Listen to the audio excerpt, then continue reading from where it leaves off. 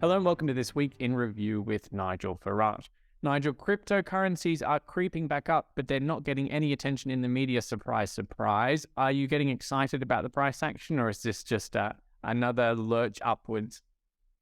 Well, look, it's a very volatile, extremely volatile thing to be invested in, and we've right from the start said, look, we think this is here to stay. It isn't going to disappear.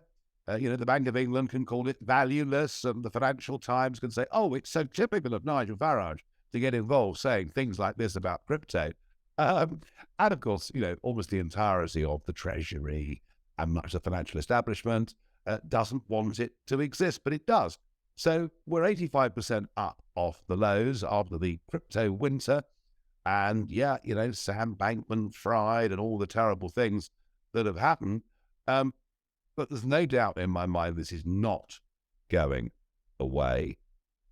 Watching Elon Musk very carefully, he's changing Twitter in some remarkable ways. You've got to pay 11 quid a month to have your blue tick, etc. He's trying to monetize Twitter. I don't think it'll be very long before Twitter accepts cryptocurrency in the form of payment. I think we're heading in that direction. The funny thing is, we in this country, in the UK, we think of cryptocurrencies as a bit like, who's the winner going to be at the Grand National this Saturday? And by the way, if anyone knows, please tell me because I'm going. And that's our attitude towards it. Actually, and I was actually at an Ethereum mini conference this weekend with the guys that run the thing. And actually, this is about much more than a volatile punt. This is actually genuinely, I think over the next few years, going to be seen as independent financial sovereignty. Yeah, that word again, sovereignty, that I dedicated so much of my life to, because it's pretty clear that CBDCs are heading down the track actually really quite quickly. And yes, it may only be in 2030 experimental, but that's what they want to do. They want us to have a cashless society where they can be in control of everything that we do. And, people say, oh, it's a conspiracy theory to think that, they can stop you booking a flight because you've used too much carbon this year. Well, ANZ Bank, down under where you are already looking at a CBDC that actually is pegged to carbon usage. Now, we're heading potentially towards levels of state control that are wholly unacceptable. There's 100 governments around the world talking about it. And so the only way you get financial freedom is through cryptocurrencies that you can trust, through wallets that you don't think can be hacked. And as I say, it's actually about living your life, making financial decisions, free from government interference. So I think post-pandemic, the level of distrust in government is reaching, we all kind of put up with it.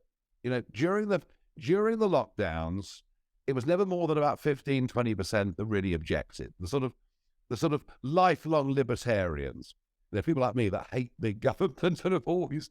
But now there's a lot of people waking up, and take for example in this country the Matt Hancock revelations, and you realise they weren't using science; they were using control, they were using fear. But I've even learned this morning the Devon and Cornwall police are planning to use drones to try and catch speeders on rural roads. Where does this end? So the more we distrust government, the more we're going to look at Bitcoin and Ethereum, and I suggest they're the two, as a means of controlling our own destiny without being spied on and potentially without being controlled. So look, it's up 85%. I can't tell you where the next 50% is. It could be up, it could be down. That's not relevant. I think what's relevant is this much broader, deeper debate about the extent to which Western governments are growing and growing and growing and intervening and surveilling our lives in a way that's extraordinary. It's almost as if our governments want to turn us into China. It's a relief to hear Bitcoin and Ethereum spoken about in those terms rather than this price punting, what they're really all about and the purpose. There was an interview between a person impersonating Vladimir Zelensky of Ukraine and they were interviewing the European Central Bank President, Christine Lagarde, and when it was a prank. But what they actually spoke about was quite serious. They spoke about central bank digital currencies at one point of this interview. I think it was about 3 weeks ago that this aired on YouTube, and it's been picked up on social media since. But one of the things that was very clear in that interview is that the European Central Bank, and presumably her colleagues, are extremely concerned about having to compete with cryptocurrencies and currencies issued by the likes of Meta, Amazon, Google's Meta now, Facebook, and so on and so forth. So they're really worried about this, and they're quite aware that launching central bank digital currencies is the counter to that. And it's this irony that cryptocurrencies are panicking about CBDCs, and CBDCs are being launched in order to counter cryptocurrencies. And we're really in for a battle here between private money and freedom versus an extreme of state control. Who's going to win? That's exactly how I see it. Very interestingly, she said, Christine Lagarde, why she's not in prison, I don't know, but she said in that interview that in October, the decision will be made. Don't believe a word of it. That decision has been made. They are going to do this, be in no doubt whatsoever. Who's going to win? Well, look, they can only stop us taking our own sovereign financial decisions through these new methods if they literally control the internet. Now, in China, Russia, to a large extent, they can control the internet. And even though I hate what I see as the attack on freedom of speech, even the attack on democracy, looking at what's happening in America, I just don't think it's possible or acceptable to mega regulate the internet, to mega control the internet. I mean, nobody under 40 would vote for any political party that allowed that to happen on their watch. So, no, I think in the end, freedom's going to win. Let's turn to the financial crisis. The debate is whether it's already over or whether it's only just beginning, or perhaps we're in the eye of the storm. Where do you sit on that? Oh, look, I mean, the credit crunch hasn't yet been realized. Government just goes on printing. Look at America. Government goes on printing vast amounts of money, pouring subsidy into sectors like the green sector at a level that would have been incomprehensible, even 2 or 3 years ago. There has to be a reckoning. There has to be some sort of credit crunch. I don't know how big or small it's going to be, but the sheer levels of indebtedness at national, corporate, and individual level tells you we simply can't go on like this. There are some saying, well, inflation will come down and interest rates will come down. Well, that will only happen if we have a really, really serious contraction. So no, I think over the course of this year, there are going to be more shocks that will occur. And maybe the rumblings we've seen in the banking sector already are a precursor to that. The direction of financial markets is not just determined by the financial crisis, but also by the policy response. I've got here a headline from the Telegraph: World leaders race to prevent new banking crises.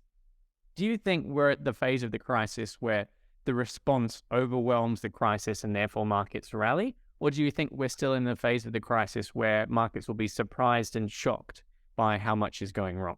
Well, look, they've been incredibly good. I mean, central banks have more powers today than they've ever had in the history of mankind. And this is how they've been able to avert all sorts of deflationary downturns that would have been economically quite catastrophic. But the other side of the ledger is we're building up debt in a way that we can't just, pretend doesn't exist. So they can keep bailing out. I mean, look, we wouldn't have had any growth. There'd have been no growth in our economy since 2008, frankly, if it hadn't been for government spending in the economy. And that's a fact that people find it very difficult to face up to. But overall, over that period of time, I absolutely believe that to be true. So they can go on doing it time and again, but in the end, and I repeat the phrase, there has to be a day of reckoning. It's coming. Whether it's coming right now or not, honestly, I don't know. I really, honestly, truthfully, don't know. The only prediction I can give you at the moment is that it's April, and looking out of the window, it's going to rain pretty much every day. That's one thing that I can get right. I don't know, but I just think we've seen these tremors. We've seen these tremors, and even though they were able in 2008 to pretty much, well, they didn't bat everybody out, did they? Because, Lehman went down, Bear Stearns went down. It's difficult to think in that sector there are not going to be some nasties at some point this year. And the central banks can't save everything. One of the key things that's changed is that this time it seems to be sovereign debt that's blowing up, and it's the source of the trouble, which is very different to having a mortgage crisis, because it implies something's wrong with the government's balance sheets, which is exactly what you're talking about with that debt issue. But let's turn on to this. And great nervousness, not just about cryptocurrencies, but actually great nervousness in the Eurozone. And we're not talking about this, but there is great nervousness in the Eurozone of, another sovereign debt crisis coming. And what happens next time? Are the North going to go on bailing out the South? Or will we get sort of Cyprus-style bail-ins, where the bank takes money off you? So that's one to keep half an eye on, I think.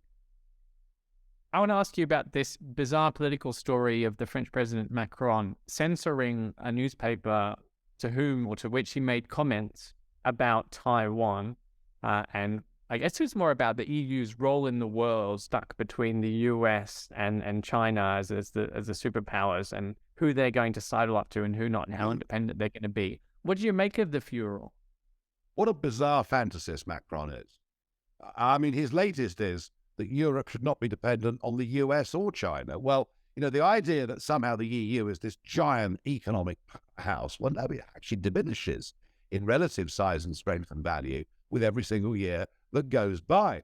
The trip to China now, given those comments about Taiwan that he made, just looks simply like appeasement for financial benefit for a few big French multinational companies. And, I think it's pretty shameful. And of course, Miss von der Leyen towed along for good measure. She was slightly stronger in what she said than Macron. But no, this is Fantasy Island.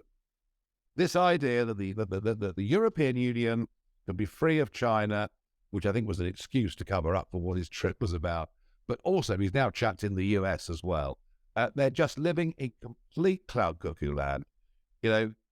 With or without financial crises, the EU has been an overregulated, low-growth model for far, far too long. One of the reasons I wanted Brexit, one of my disappointments that the Tories haven't done more with that. Now, at some point, it's rather like the previous debate, but at some point, there'll be a day of reckoning for the European Union as well, because it's not working. It is complete fantasy land.